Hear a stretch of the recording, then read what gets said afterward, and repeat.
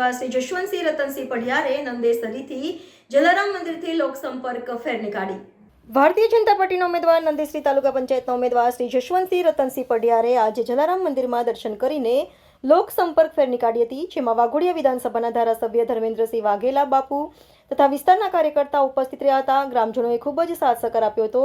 મોટી સંખ્યામાં ભાજપના કાર્યકર્તાઓ પણ આ લોકસંપર્ક ફેરમાં ઉપસ્થિત રહ્યા હતા। સ્વાગત પણ કરવામાં આવ્યું હતું ઉમેદવારનું। આજે નંદેસરી તાલુકા પંચાયતના ચૂંટણીના પ્રચાર અર્થે નંદેસરી ગામ હાઉસિંગ તમામ એરિયાની અંદર ખૂબ મોટી સંખ્યામાં બહેનો સાથે આજે ફેરણી ફરવામાં આવી।